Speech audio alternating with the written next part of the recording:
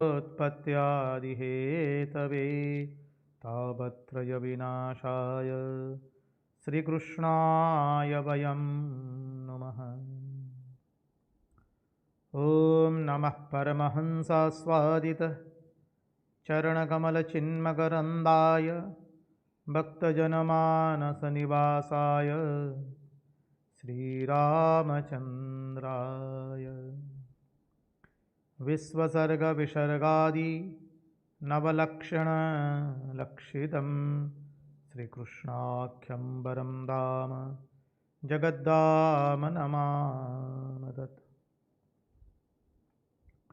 ॐ स्थापकाय च धर्मस्य सर्वधर्मस्वरूपिणे अवतारवरिष्ठाय रामकृष्णाय ते नमः। मुगं करोति वाचालं पङ्गुं लङ्घयते गिरिं यत्कृपात्महं वन्दे परमानन्दमाधवम्। कृष्ण कन्हैया लाल की जय, भक्तवत्सल भगवान की जय, वृंदावन बिहारी लाल की जय। भगवान श्री राम कृष्ण देव की जय, भागवत भगवान की जय, भागवत भक्त भगवान की जय। ॐ नमो भगवते वासुदेवाय। नारायण नारायण नारायण नारायण। सर्वप्रथम हम पूज्यपाद स्वामी आदि भवानंद जी महाराज के चरणों में हमारे सश्रद्धेय प्रणाम निवेदित करते हैं। तत्पश्चात रामकृष्ण आश्रम राजकोट के अध्यक्ष पूज्यपाद स्वामी निखिलेश्वरानंद जी महाराज के चरणों में सश्रद्धेय प्रणाम निवेदित करते हैं।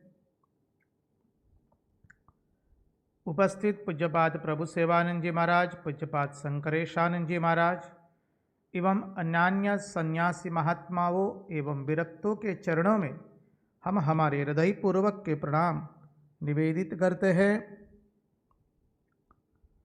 और दृश्य श्राव्य माध्यम से जो कोई भी इस श्रीमद् भागवत महापुराण का रसपान कर रहा है, उन सब के हृदय में निवासित उस अनंत अखंड अविनाशी परब्रह्म परमात्मा को मुहुर मुहुर वंदन करके आइए इस भागवत रसामृत में हम अवगाहन करें।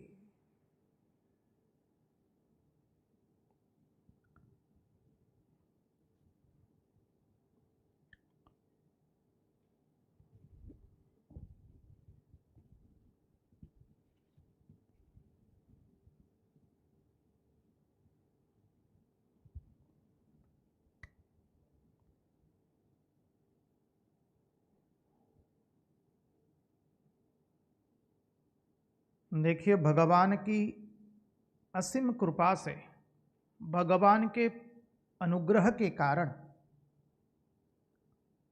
आज 52 या 53 दिन से, उससे भी अधिक दिनों से हम सतत सत्संग कर रहे हैं। हम फिर से कह दे, भगवान का सत्संग हमें अपने सत्कर्म के बल से प्राप्त होता नहीं है। पुण्य के फलस्वरूप सत्संग की प्राप्ति होती नहीं है। सत्संग की प्राप्ति केवल भगवान के अनुग्रह से ही होती है। बिनु सत्संग विवेक न होई, राम कृपा बिनु सुलभ न सोई। भगवान का जब अनुग्रह होता है, भगवान की जब कृपा होती है, तभी मनुष्य को सत्संग मिलता है। इसलिए भगवान आद्य शंकराचार्य कहते हैं, सत्संगत्वे निसंगत्वम, निसंगत्वे निर्मोहत्वम, निर्मोहत्वे निश्चलतत्वम, निश्चल तत्वे जीवन मुक्ति।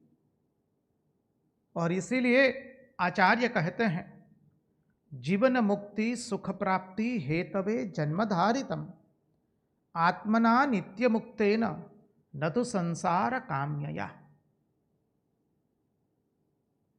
जीवन मुक्ति का सुख प्राप्त करने के लिए ही इस जीवात्मा ने शरीर धारण किया है, न कि संसार की कामनाओं को पूर्ति करने के लिए। श्री रामकृष्ण देव के अंतरंग सन्यासी शिष्य पूज्यपाद स्वामी तुरानंद जी महाराज का ये अति प्रिय श्लोक था। जीवन मुक्ति सुख प्राप्ति हेतवे जन्मधारितम आत्मना नित्य मुक्तेन न तो संसार काम्यया। भगवान के अनुग्रह से,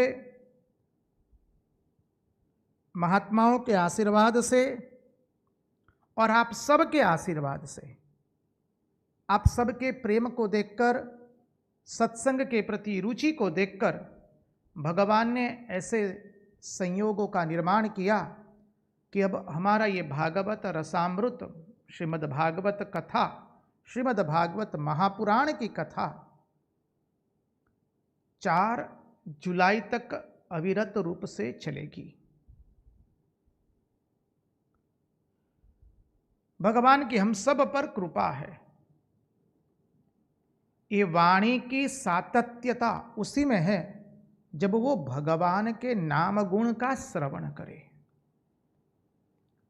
कर्णों की सातत्यता, कर्ण का एक ही उद्देश्य है, जब हम कर्णों से भगवान की लीला कथा का श्रवण करें। नेत्रों का अर्थ उसी में ही है, तात्पर्य उसी में ही है, जब उस नेत्रों से हम भगवान के दर्शन किया करें। अत्र तत्र सर्वत्र हमारे श्री हरि का दर्शन करें।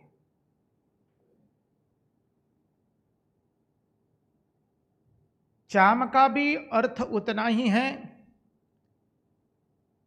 कि वो भगवान के श्री अंग का स्पर्श करे। जिह्वा का तात्पर्य उसी में है कि हम सब लोग श्री कृष्ण अधरामृत का पान करें। जिह्वा सतत भगवान नाम स्मरण लेती रहे।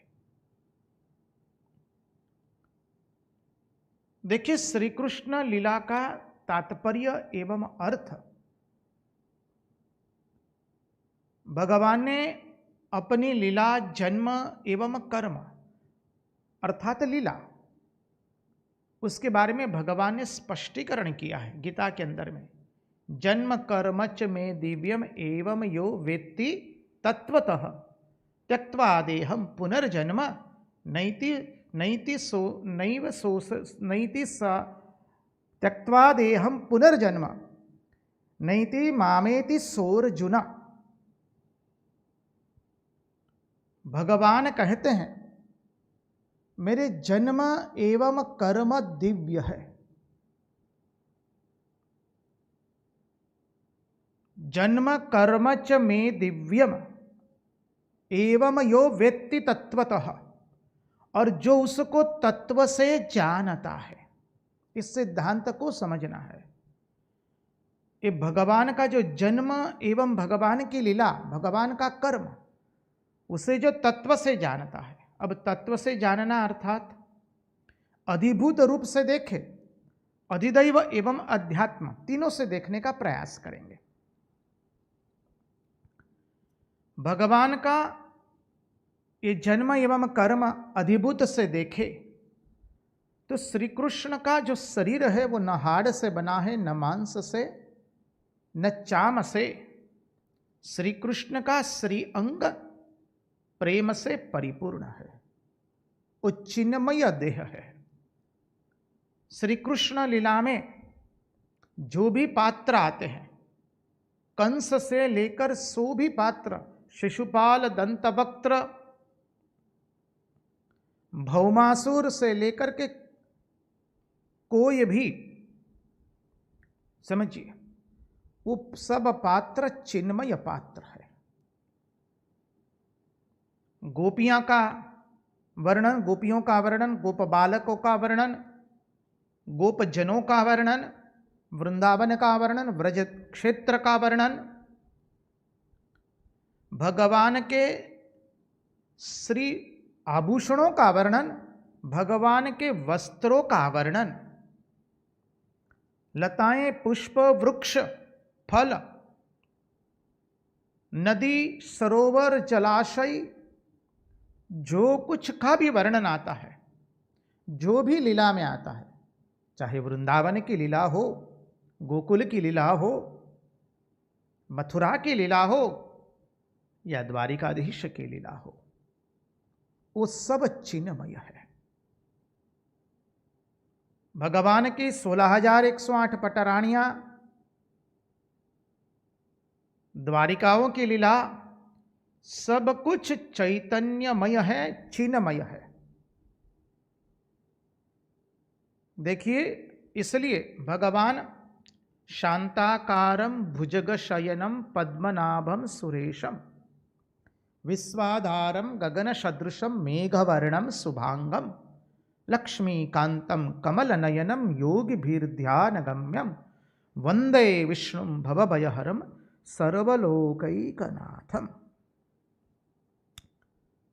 तो भगवान के हाथ में जो आयुध है, अब जो श्री कृष्ण है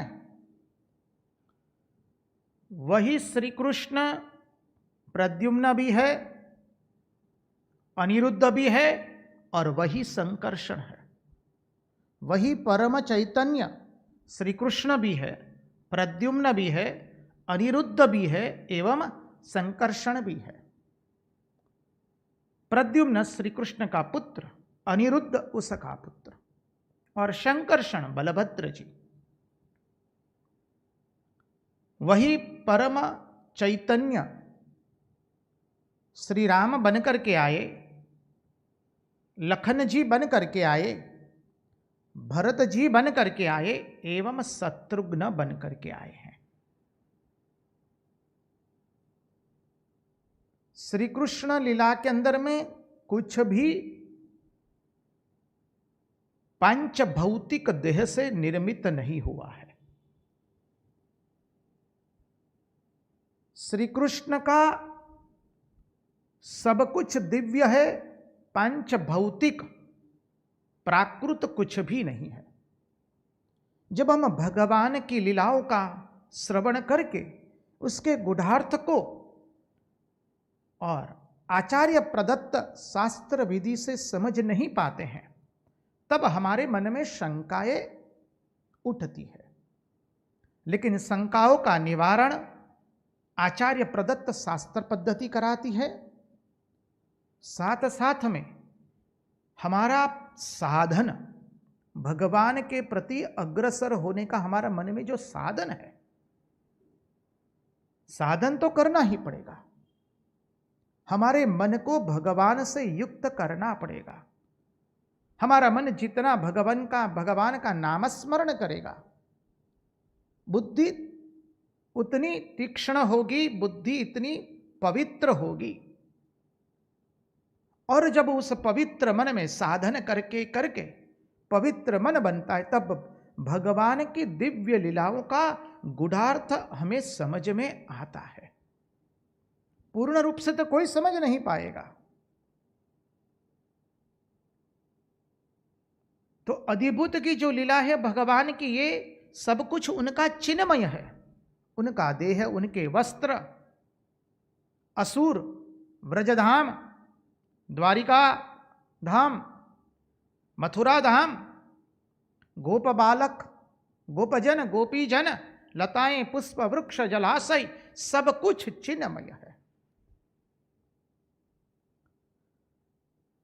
अधिदैव भाव, ये भगवान की अद्भुत लीला है। ये कोई सामान्य लीला नहीं है। और ये सतकृति जो कल हमने चिंतन कर रहे हैं, विगत 2 दिन से कुछ कुछ क्षणों के लिए हम चिंतन कर रहे हैं।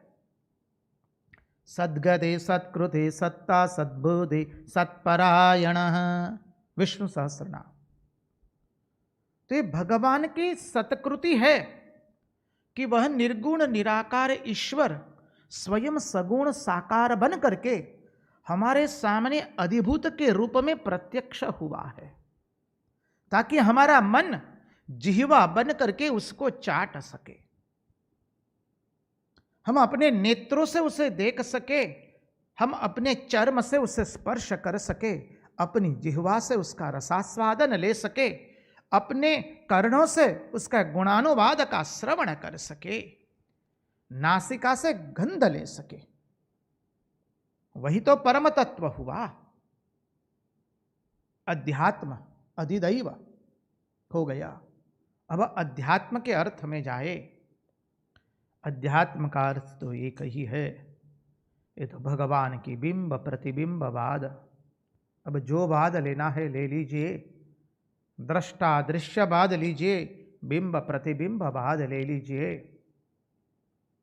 या तो फिर उस सच्चिदानंद के अंदर में समझिए उस तीनों के अद्वितीयता में विवर्त है, उसके अद्वयत्व में विवर्त है। अद्वयत्व किसका? सत चित एवं आनंद का। विवर्त क्या है हमने देख लिया है, विवर्तवाद। कुछ हुआ ही नहीं है, भासित हो रहा है। अद्भुत अर्थ है। एक एक अर्थ से भगवान की प्रत्येक लीला का अधिभूत अधिदैव एवं अध्यात्म अर्थ होता है। इस सिद्धांत पे खड़े रहकर भगवान कहते हैं, जन्म कर्म च में दिव्यम योवम यो वेत्ति तत्वतः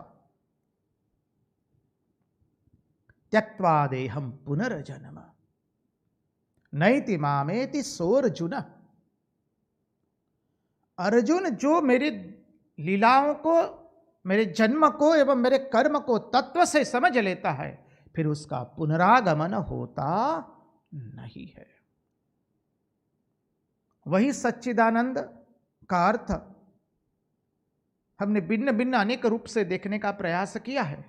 उसी के अंतर्गत ये अर्थ है, जब सत की प्रधानता से साधन करते हैं तो वो योग साधना होती है। अष्टांग योग, यम नियम आसन प्राणायाम प्रत्याहार धारणा ध्यान एवं समाधि, उस सत की प्रधानता से साधन है। जब चित्त की प्रधानता से साधन करेंगे तो वो क्या बनेगा? साधन चतुष्टय बनेगा। विवेक वैराग्य षट संपत्ति एवं मुमुक्षत्व, साधन चतुष्टय बनेगा। और जब आनंद की प्रधानता से साधन करेंगे तो क्या बनेगा? अपूर्व प्रेम की साधना। बिना प्रेम से नहीं मिले नंद लाला, वो प्रेम का साधन बनेगा। सत की प्रधानता से अष्टांग योग का साधन बनता है, चित्त की प्रधानता से साधन चतुष्टय साधन बनता है, और आनंद की प्रधानता से प्रेम साधन बनता है। आइए हमारे व्रजधाम श्रीधाम व्रजधाम में चले, जहां पर अक्रूर जी भगवान को लेने के लिए गए। कल हमने अनुपम सिद्धांत देखा। भगवान का अवतार ही इसलिए होता है, जो साधनहीन भजनहीन है उनको दर्शन देने के लिए, जिनको तत्वज्ञान की प्राप्ति नहीं हुई है, जो समाधि नहीं लगा सकते हैं, जो निरंतर भजन नहीं कर सकते हैं, उनको दर्शन देने के लिए, उनको अपने आप को प्राप्त करवाने के लिए भगवान का जन्म होता है। भगवान अवतार धारण करते हैं।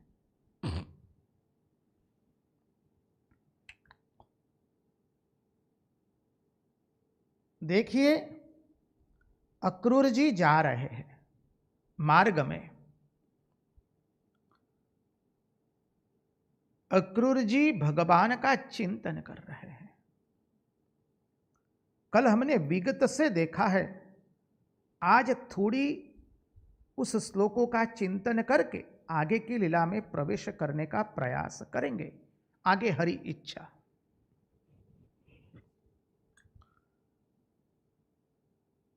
अक्रूर जी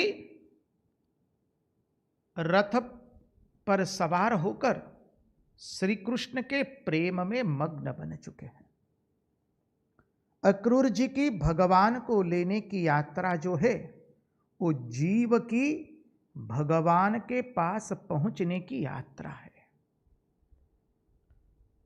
जब जीव कब भगवान को बुला करके ले आता है, जब अक्रूर जी की जैसी अवस्था इस जीव में होती है। समझिए, अक्रूर जिसका मन क्रूरता से भरा हुआ नहीं है। जो मन क्रूर होता है वो भगवान को बुला सकता नहीं है। याद रखिए, अध्यात्म मार्ग में परमार्थ में हम प्रगति करते हैं कि नहीं, उसका प्रमाण स्वामी विवेकानंद ने बहुत सुंदर दिया है कि हम कितने निस्वार्थ बन रहे हैं। शास्त्र भी यह प्रमाण देता है कि हमारे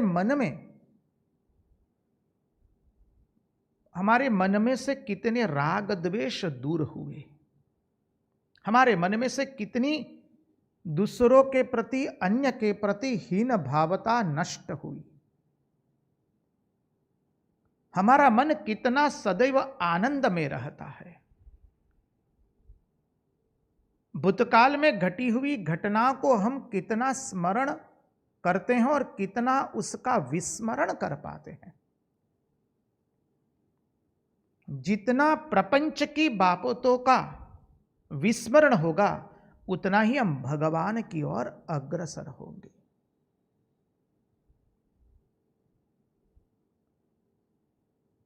अर्थात हमारे मन में से धीरे धीरे क्रूरता का विनाश हो रहा है।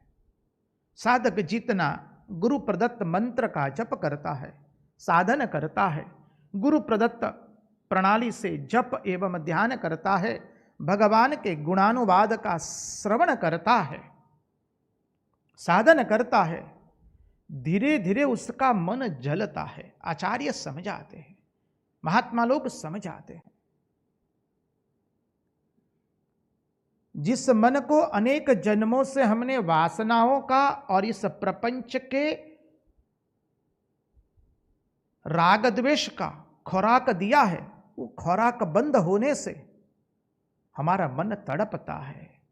वही तड़पन वासना के लिए जो वो तड़प हो रही है हमारे मन में, वही तड़पन यदि साधक सह जाता है तो वही तड़पन उसे भगवान की ओर अग्रसर कर देती है। श्री रामकृष्ण देव जो बोले हैं स श और स, उसके गुणार्थ में जाएंगे तो यह दृष्टि प्राप्त होती है। हमें सहन क्या करना है? मात्रा स्पर्शास्तु कौन्तेय शीतोष्ण सुख दुःखदा आगमापायिनो नित्या स्थांस्तितिक्षस्व भारत। वह वेग को सहन करना है, संसार के प्रपंच के वासनाजन्य वेग को सहन करना है। तो अक्रूर जी जब भगवान को लेने के लिए जा रहे, अक्रूर जी मार्ग में चिंतन कर रहे, श्री कृष्ण से प्रसंग हो रहा है उनका मन ही श्री कृष्ण बन करके तदाकार वृत्ति धारण करता है। अक्रूर जी कहते हैं जब मैं भगवान के पास जाऊंगा, भगवान के चरणारविंद में मैं साष्टांग दंडवत प्रणाम करूंगा। साष्टांग दंडवत प्रणाम का अर्थ है हम पूर्ण शरणागति भगवान की स्वीकार करते हैं। यदि शरीर स्वस्थ हो, शरीर की अनुकूलता हो, तो प्रभु अर्थात पुरुष को भगवान के सामने साष्टांग दंडवत प्रणाम करना होता है। प्रभु लोग भगवान के सामने, इष्ट के सामने, गुरु के सामने साष्टांग दंडवत प्रणाम करते हैं। माताएं घुटनों पर भगवान को प्रणाम करती है। प्रभु लोग साष्टांग दंडवत प्रणाम करते हैं। अक्रूर जी सोच रहे, चिंतन कर रहे, मैं भगवान को साष्टांग दंडवत प्रणाम करूंगा, भगवान मुझे अपने वक्षस्थल से लगा लेंगे। भगवान कहेंगे कि ये मेरा सुहृद जन है, अरे इसका इस जगत में मेरे सिवा कोई नहीं है। मैं भगवान के सामने हाथ जोड़ करके एक याचक की भांति खड़ा हो जाऊंगा और मेरे श्री कृष्ण के हस्त कमल मेरे मस्तिष्क पर पड़ेंगे। भगवान का श्रीहस्त कमल मेरे मस्तिष्क पर रहेगा और मेरे मस्तिष्क में से जितना ही प्रपंच है वो सब निकल जाएगा। मेरा जीवन धन्य बन जाएगा जब भगवान का श्रीहस्त मेरे मस्तिष्क पर रखेंगे। भगवान मेरे मन में जितनी वासनाएं हैं, प्रपंच के प्रति जितना आकर्षण है, एक क्षण में नष्ट हो जाएगा। मैं भगवान का श्रीमुखारविंद देखूंगा, जब उनकी हंसी, उनका हास्य, उनका नवनीत रूप मुखारविंद का जब मैं दर्शन करूंगा, भगवान के दर्शन करने से मेरे हृदय में अज्ञान रूपी अंधकार निवृत्त हो जाएगा। मेरे हृदय में ज्ञान रूपी प्रकाश प्रकट होगा। मैं भगवान को कहूंगा, प्रभु मैं आपका हूं। और जब भगवान कहेंगे कि हां तुम मेरे हो, तब मेरे जीवन का साफल्य हुआ।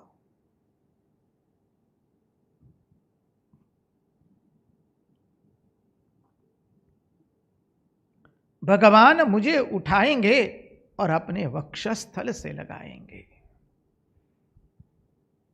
देखिए, जीवन में जब भगवान हमारा स्वीकार करे, जीवन में जब भगवान हमें सम्मान दे, वही सम्मान सत्य है, अन्यथा कोई सम्मान सत्य नहीं है। जगत के अंदर में हमें कितना भी सम्मान मिले, कितनी भी वाहवाह हो हमारी, उसका मूल्य जागतिक अर्थ में होगा, परमार्थ के मार्ग में उसका मूल्य नहीं है। साधक, उपासक, भक्त अपने जीवन की सार्थकता उसी में समझता है जब भगवान उसे सम्मान देते हैं। भगवान जब उसे कहते हैं, हां जीव तुम मेरे अपने हो। इसलिए तुलसीदास जी कहते हैं, संत प्रवर तुलसी जी कहते हैं, तुलसी राम राम करे उसमें कोई नई बात नहीं है, वो कोई जीवन की साफल्यता नहीं है। जब राम तुलसी तुलसी करे तो वो मेरी भक्ति पक्की भक्ति है, उसमें जीवन की सफलता है।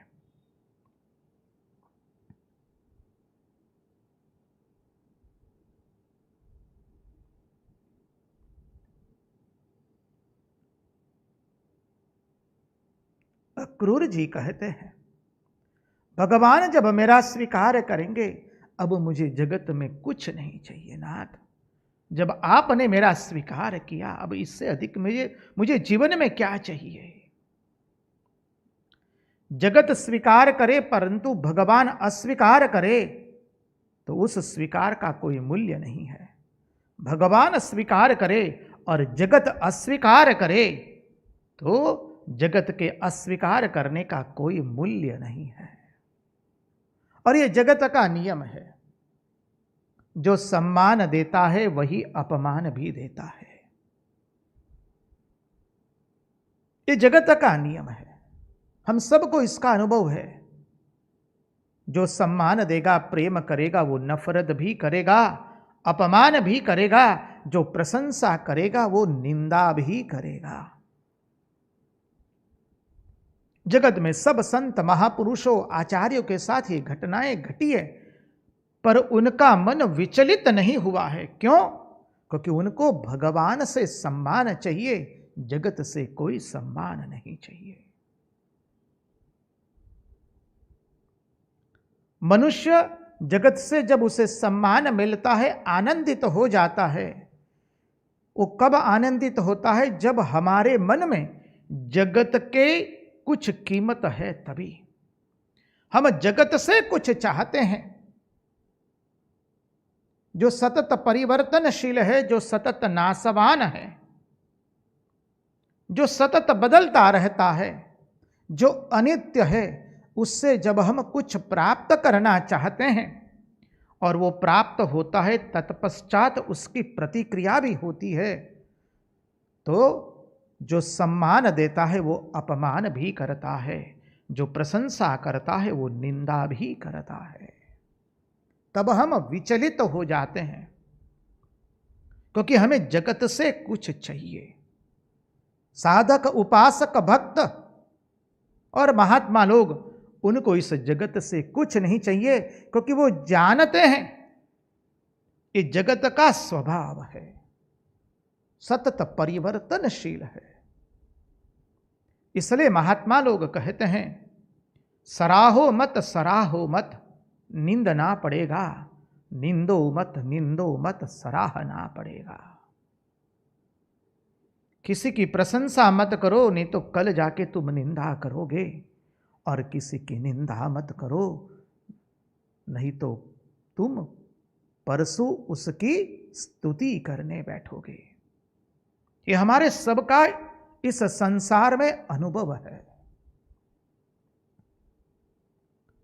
इसलिए साधक, उपासक, भक्त संसार से सम्मान की अपेक्षा नहीं रखता है। अरे जीवन का साफल्य तो उसी में है जब भगवान हमारा स्वीकार करते हैं, भगवान हमारा सम्मान करते हैं।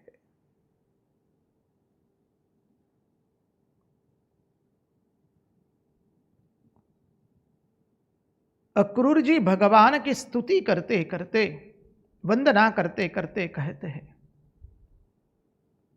अरे इस वाणी का अर्थ ही क्या है? यदि वो भगवान का नामस्मरण न करे, यदि इस वाणी से मैं भगवान का नामस्मरण न करूं, कीर्तन न करूं, तो वो मुर्दों को सजाने वाली वाणी हो गई। समझिए, इसलिए श्रीमद् भागवत में कहा है, जिस वाणी से, जिस मुख से हम भगवान का स्मरण न करें, वो तो मेढक के ड्राउं ड्राउं करने का आवाज है। इसलिए आचार्य लोग कहते हैं, भगवान की कथा ही कथा है, बाकी सब व्यथा है। यदि कर्ण से हम भगवान की कथा नहीं सुनते हैं, वो तो सर्प के रहने के लिए बिल है।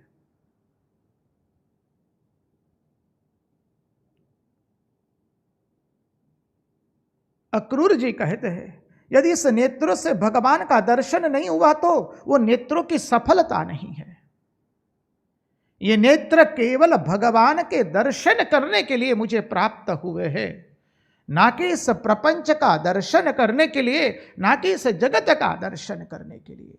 आज मेरे नेत्रों की साफल्यता होगी, आज इन नेत्रों से मैं परमात्मा का दर्शन करूंगा।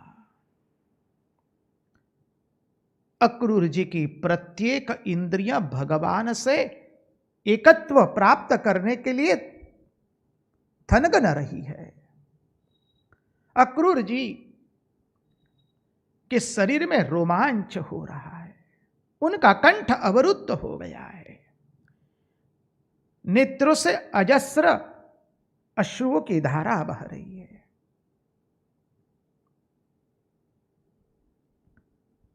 मार्ग में कृष्ण कीर्तन संकीर्तन करते करते भगवान के अनुपम सौंदर्य का चिंतन कर रहे हैं। हरे कृष्ण कृष्ण कृष्ण हरे हरे, हरे राम राम राम हरे हरे, हरे कृष्ण कृष्ण कृष्ण हरे हरे, हरे राम राम राम हरे हरे, हरे कृष्ण कृष्ण कृष्ण हरे हरे, हरे राम राम राम हरे हरे। भगवान नाम स्मरण करते करते, भगवान नाम का कीर्तन करते करते अक्रूर जी जा रहे हैं। देखिए सुखदेव जी महाराज अद्भुत वर्णन करते हुए कहते हैं, परमहंस शिरोमणि भगवान सुखदेव जी वर्णन करते हुए कहते हैं, अभी तो अक्रूर जी भगवान के रथ पर बैठे ही है, लेकिन अक्रूर जी का मन पहले ही भगवान के चरणारविंद में चला गया है। और अक्रूर जी के साथ हम सब लोग जो जहां हैं, हम सब लोग भगवान की इस अद्भुत लीला का चिंतन करते करते, अक्रूर जी के इस भाव का चिंतन करते करते हम भी भगवान के पास श्रीधाम वृंदावन पहुंच गए हैं। यह भागवत, यह भगवान की लीला का हाथों हाथ मिला हुआ फल। हमारी वृत्ति कुछ क्षण के लिए कृष्णाकार की ओर गति करती है। हमारी वृत्ति प्रपंच का विस्मरण करके भगवान के स्मरण में मग्न होती है। इसलिए कहा है, ये श्रीमद् भागवत की अनुपम लीला है। यही है श्रीमद् भागवत। हम जहां कहीं पर भी बैठे, लेकिन भगवान हमारी इस वृत्ति को, हमारे मन को उनके चरणारविंद में मग्न करा करके रख देते हैं। यह श्रीमद् भागवत समझिए।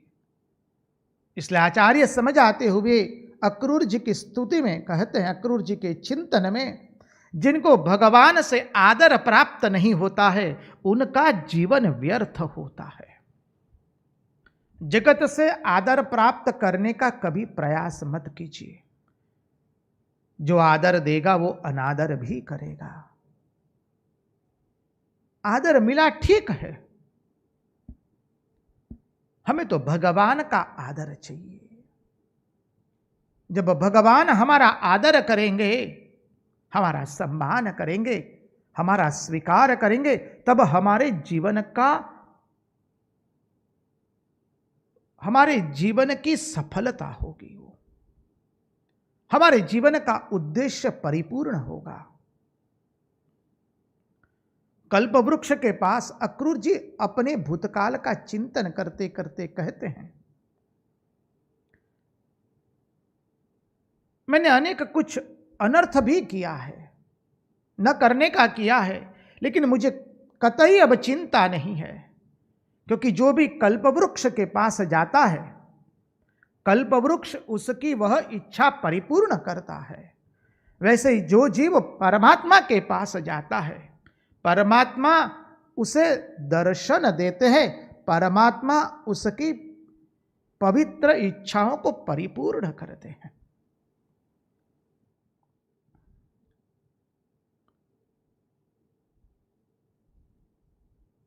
देखिए, ये भगवान की लीला का अनुपम रहस्य है। देखिए, मनुष्य जीवन का इतना ही प्रयोजन है, उसकी सफलता इतनी ही है कि हमारे जीवन में कभी दंभ न आए, हम कभी दंभ न करें। मनुष्य जीवन की सफलता उतनी ही है कि हम जीवन में कभी दंभ न करें। सब पापों का प्रायश्चित्त है, पर दंभ का कोई प्रायश्चित्त नहीं है। दंभ या बनावट न तो किसी के डर से करना चाहिए और न शोक से ग्रस्त होकर के करना चाहिए।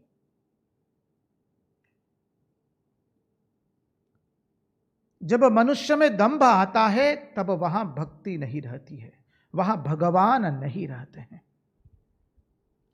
हम दंभ तभी करते हैं जब हमें जगत से कुछ प्राप्त करना है, अर्थात हम जब क्षमा कीजिए, स्वयं में अपूर्णता का भाव प्रकट होता है, तभी हमारे मन में जगत से कुछ प्राप्त करने की इच्छा होती है, तब हम दंभ का सहारा लेते हैं। अक्रूर जी जब से कंस का संदेश लेकर नंदगांव की ओर अग्रसर हुए हैं, अर्थात जीव का मन जब अक्रूर बन जाए और वो भगवान की ओर यात्रा करता है, परमात्मा की ओर यात्रा करता है, तो जहां उसने भगवान के श्री चरणारविंद को देखा, अक्रूर जी भगवान के श्री चरण का दर्शन करते हैं। आप लोगों में से किसी ने 84 कोश व्रज यात्रा की होगी। 84 कोश व्रज यात्रा में एक स्थान आता है चरण पहाड़ी करके।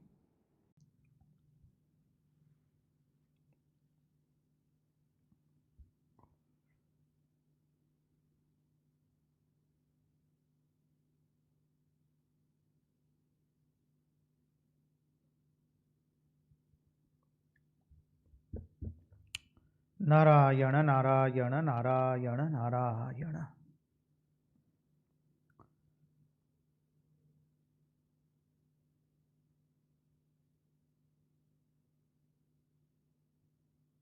बीच में बिजली के व्यवधान में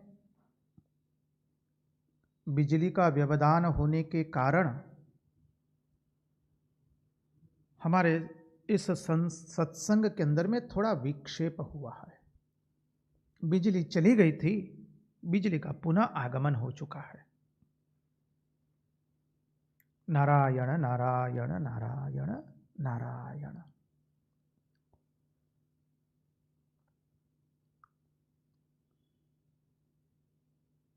तो सत्संग का वो अधूरा तंतु, अपूर्ण तंतु को आगे बढ़ाए। आप लोगों में से जिन्होंने 84 कोश व्रज की यात्रा की होगी, वो लोग जानते हैं 84 कोश व्रज यात्रा में चरण पहाड़ी नामक एक स्थान आता है।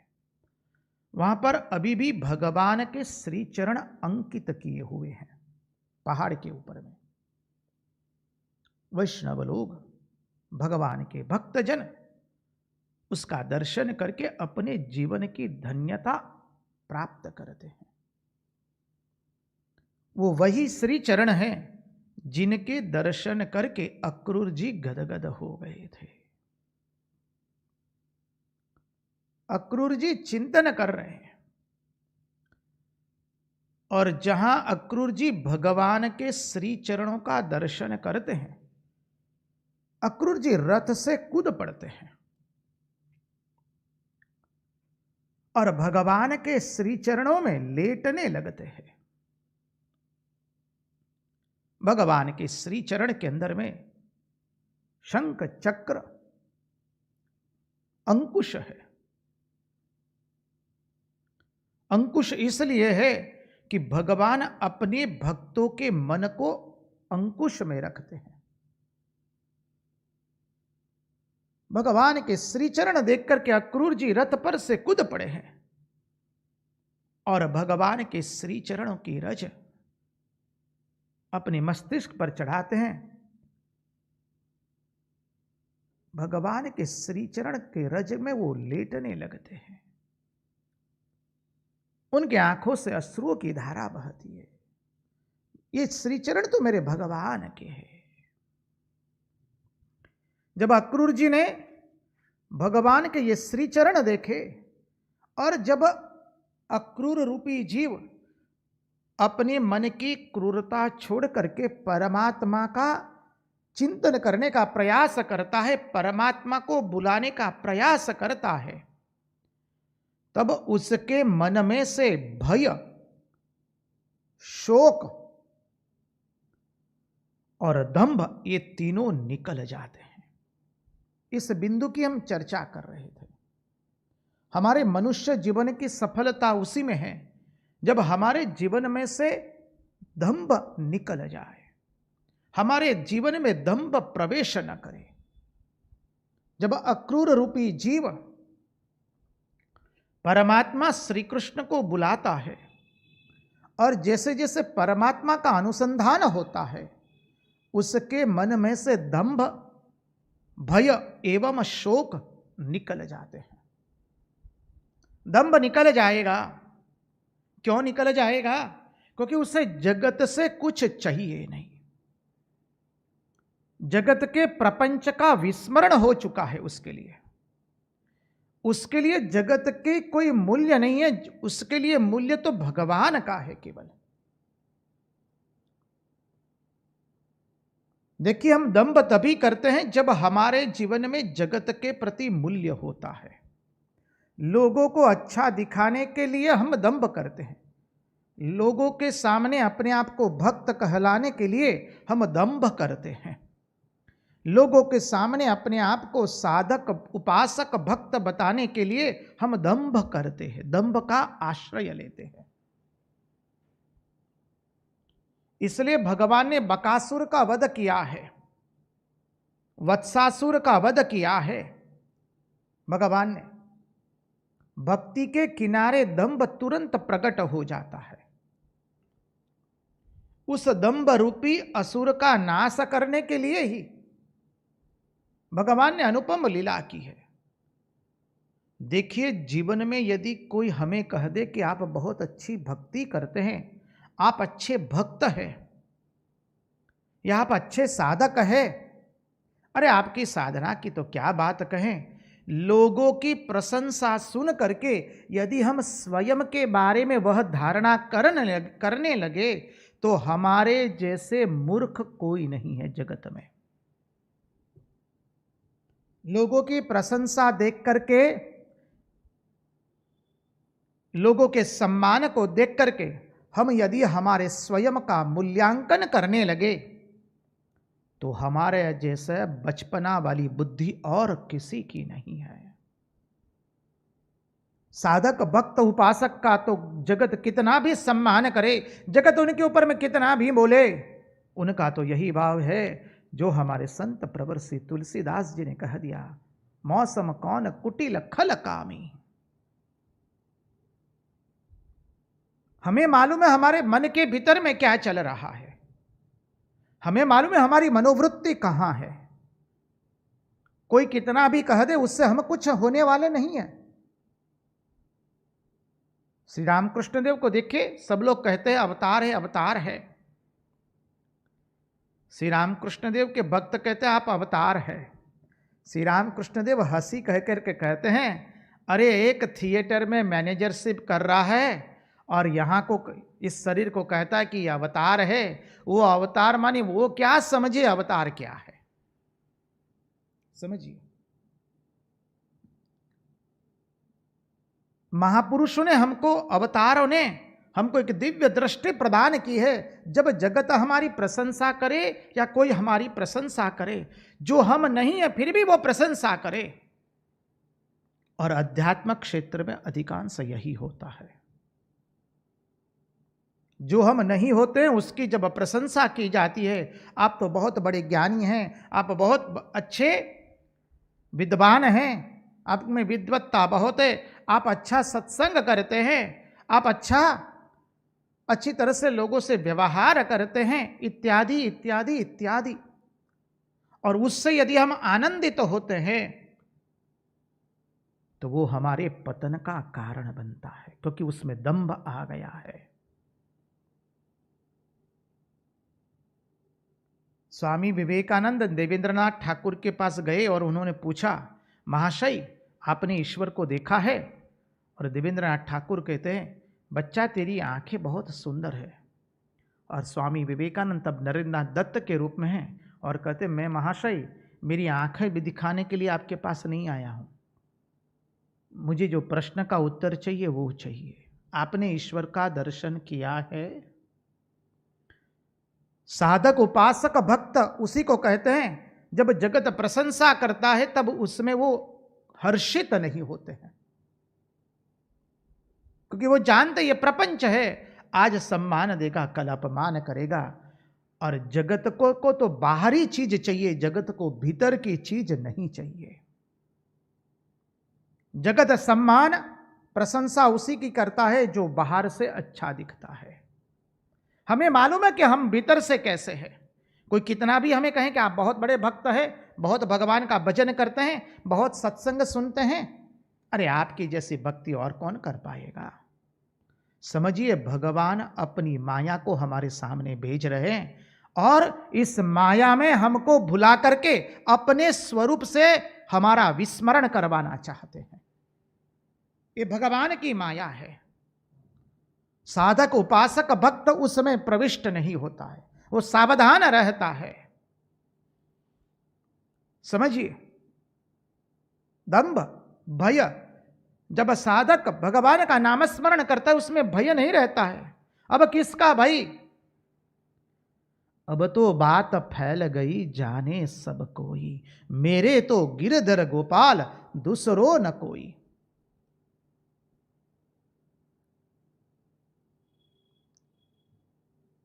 जब भगवान नामस्मरण करेंगे तो आपका सबका अनुभव भी होगा।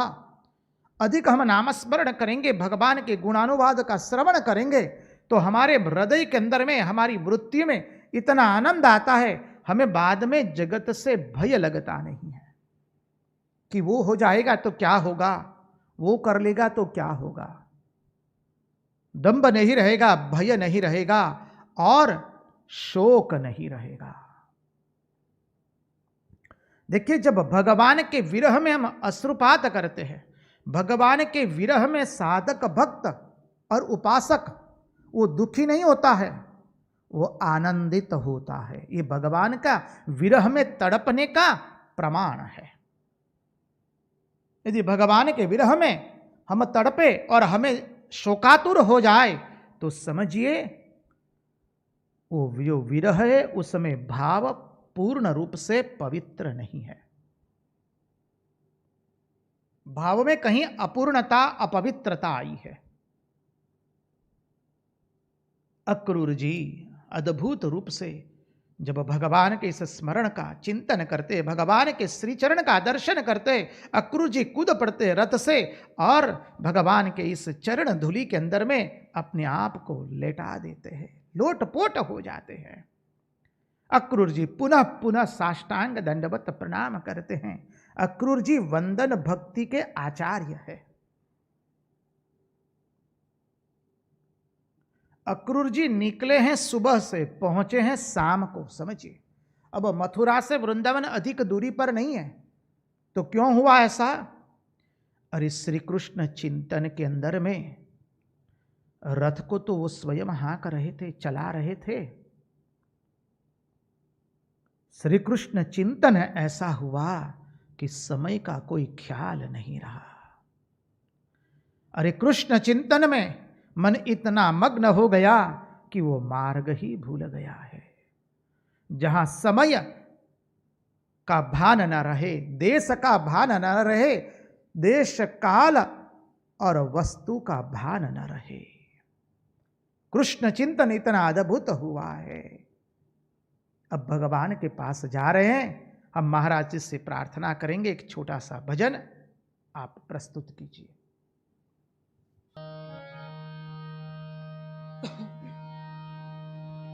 नंद लाला ने माता नंद लाला ने माता जशोदाजी सांभरे, ममतानी मूर्ति मारी रही गई गोकुल माँ। नंद लाला ने माता जशोदाजी सांभरे, ममतानी मूर्ति मारी रही गई गोकुल माँ।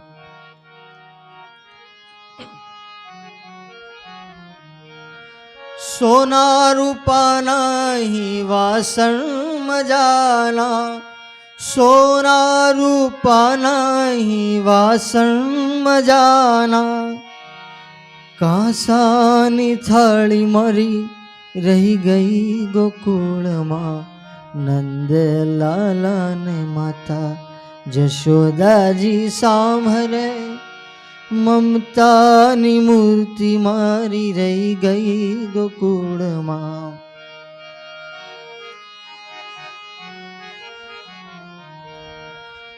छप्पन भोग ही थाल मजाना, छप्पन भोगना अही थाल मजाना, माखण ने मिश्री मारी रही गई गोकुल माँ।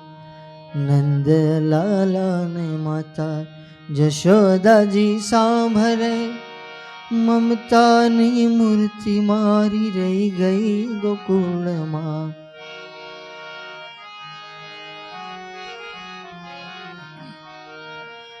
हीरा माणिक ना मुकुट में जाना, हीरा माणिक ना मुकुट में जाना, मोर पीछनी पाघ मारी रही गई गोकुल माँ। नंद लाला ने माता जशोदाजी सांभरे, ममतानी मूर्ति मारी रही गई गोकुल माँ।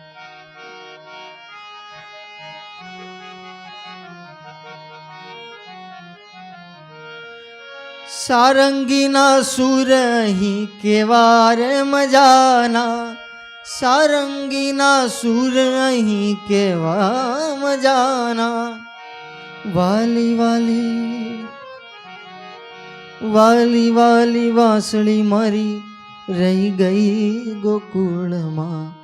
नंद लाला ने माता जशोदाजी सांभरे, ममतानी मूर्ति मारी रही गई गोकुल माँ। राधा जी ने एटलू तमे कहजो रे ओधाजी, राधा जी ने एटलू तमे कहजो ओधाजी, अमी भरेली आँख मारी रही गई गोकुल माँ।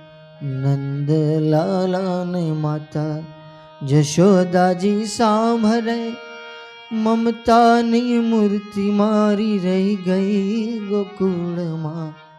नंद लाला ने माता जशोदाजी सांभरे, ममतानी मूर्ति मारी रही गई गोकुल माँ।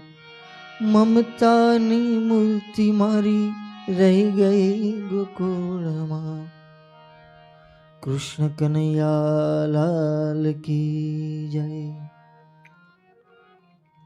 कृष्ण कन्हैया लाल की जय।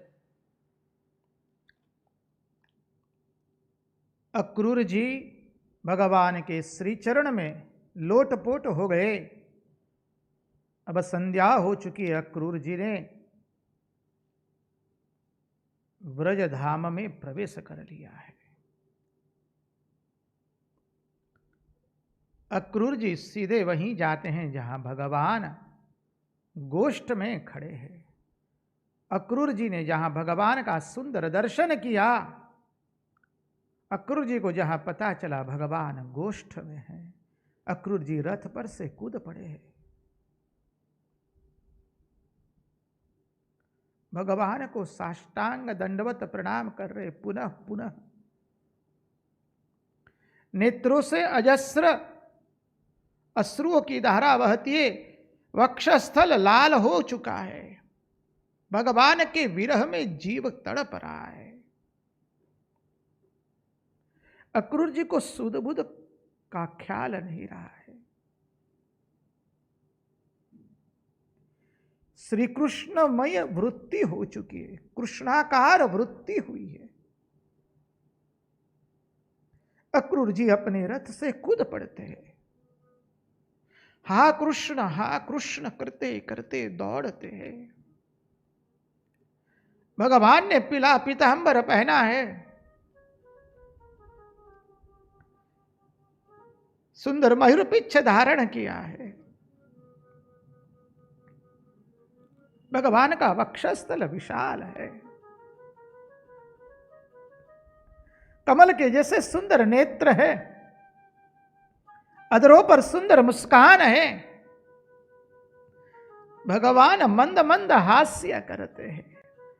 बगल में बलभद्र जी खड़े, उन्होंने नीला पीतांबर पहना है, नीलांबर। एक है पीतांबरधारी, एक है नीलांबरधारी। दोनों ने सुंदर पगड़ी पहनी है। दोनों कुमार भगवान का सुंदर स्वरूप है। दोनों सुंदर स्वरूप को देखकर अक्रूर जी भान भूलते रथ से कूद करके साष्टांग दंडवत प्रणाम करते करते भगवान के चरण में लेट जाते हैं। भगवान के चरण की वंदना अपने नेत्रों के अश्रुओं से करते हैं। जो जो अक्रूर जी ने सोचा था वो सब यहां पर परिपूर्ण हुआ है। आचार्य सिद्धांत समझ आते, हमारे हृदय में जो भावना होती है वही भावना मूर्तिमंत स्वरूप धारण करके प्रकट होती है। इसलिए भगवान के प्रति अपने हृदय में भावना का निर्माण करो। भावेन लभ्य, भगवान भावना से प्राप्त होते हैं। हृदय का भाव ही मूर्तिमंत स्वरूप लेकर के हमारे प्रत्यक्ष खड़ा होता है। अक्रूर जी ने साष्टांग दंडवत प्रणाम करके अपने आप को पूर्ण रूप से भगवान के चरणों में अर्पण कर दिया है। भगवान जानते हैं इस जीव की क्या भावना है मेरे प्रति। क्षमा कीजिए। नारायण नारायण नारायण। भगवान इसलिए कहते ये यथा माम प्रपद्यन्ते तांस तथैव भजाम्यहम्। जो जिस भाव से मेरे पास आता है मैं उसको उसी भाव से प्राप्त होता हूं। अक्रूर जी ने अपने नेत्रों के अश्रुओं से भगवान की चरण वंदना की है। भगवान उनको दोनों हाथ से उठाते हैं, कहते चाचा जी उठिए। और जहां चाचा जी शब्द का उच्चारण किया है, अक्रूर जी गदगद हो जाते हैं, हाथ जोड़ करके अपने घुटनों पर खड़े हो गए। भगवान उनको बाहों से पकड़ करके कहते चाचा जी आइए गले लगाते हम आपको। और भगवान ने जब वक्षस्थल से लगाया, हजारों जन्म से जो ब्रह्म संबंध विच्छेद हुआ था उस ब्रह्म संबंध के आज पुनः स्थापना हुई। कृष्ण कन्हैया लाल की जय। अनेक जन्मों से जो ब्रह्म संबंध विच्छेद था उस ब्रह्म संबंध की पुनः स्थापना हुई है। अक्रूर जी के अश्रु को भगवान अपने हाथ से पूछते हैं। भगवान ने उनका हाथ अपने हाथ में लिया है, बलभद्र जी को वंदन किया है, साष्टांग दंडवत प्रणाम किए हैं। बलभद्र जी उनको हाथ अपने हाथों में लेते हैं। दोनों कुमारों के मुखारविंद पर क्या सुंदर हास्य है। आनंदित आनंदित हो गया। माई मोरे आनंद उर न समाय, अखिया जस अंधे को पावे, निर्धन लाल कमाय। माई मोरे आनंद उर न समाय। भगवत दर्शन से, भगवान के श्री दर्शन से अक्रूर जी के अंदर में वो आनंद प्रकट हुआ जिसका वर्णन मुंह से नहीं हो सकता है। भगवान उनके हाथ पकड़ करके गोष्ठ में से अपने घर ले जाते हैं। अक्रूर जी कुछ बोल नहीं पाते हैं, भगवान के श्रीअंग को निहार रहे हैं, भगवान के श्री चरण को निहारते हैं, भगवान के श्रीमुख का पुनः पुनः दर्शन करते रहते हैं। अक्रूर जी की प्रत्येक इंद्रिय भगवान का दर्शन कर रही है। मन जिह्वा बनकर के भगवान के अनुपम सौंदर्य को चाटता है। देखिए भगवान की भगवत्ता, देखिए दूसरे कहीं पर भी ऐसा अवतार नहीं मिलेगा। समझिए, ये हमारे सनातन वैदिक धर्म में ये अवतार, जब भगवान अवतार धारण करते अपना इतना साधारणीकरण कर देते हैं, हम क्या बताएं।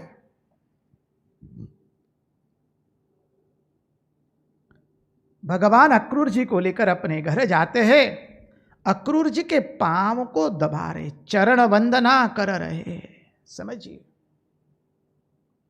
अहम भक्त पराधीन ही अस्वतंत्र इव द्विज साधुवीर ग्रस्त हृदयो भक्तिर भक्त जन प्रिय।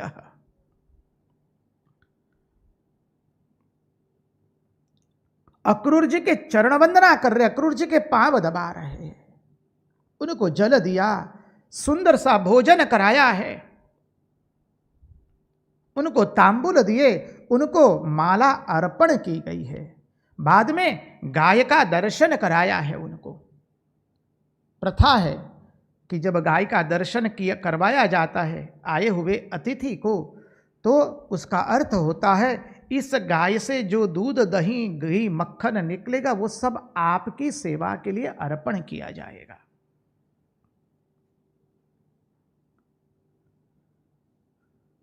थोड़ा इधर उधर हुए सब श्री कृष्ण एवं बलराम अक्रूर जी को कहते हैं, चाचा जी बताओ किस कारणवश आना हुआ?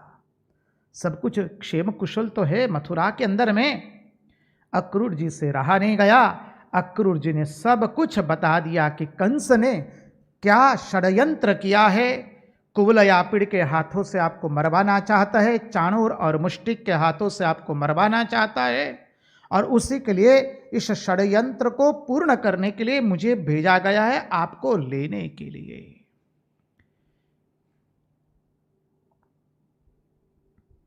समझिए, बहुत सुंदर सिद्धांत है। आचार्य कहते हैं हमारे भगवान की भगवत्ता देखिए। यहां पर दो प्रसंग है। जब श्री कृष्ण बलराम अक्रूर जी के पांव दबा रहे हैं तो भगवान की पहले भगवत्ता देखे इसमें।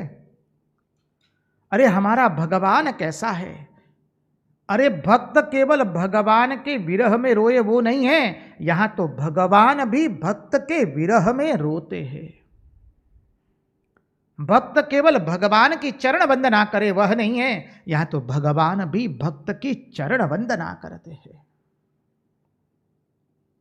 अरे यहां तो भगवान भी भक्त के लिए आंसू बहाते हैं। भगवान रुक्मणी के लिए चिंतित हुए, भगवान को रुक्मणी जी के लिए नींद नहीं आती है। भगवान की वृत्ति रुक्मणियाकार वृत्ति बनी है।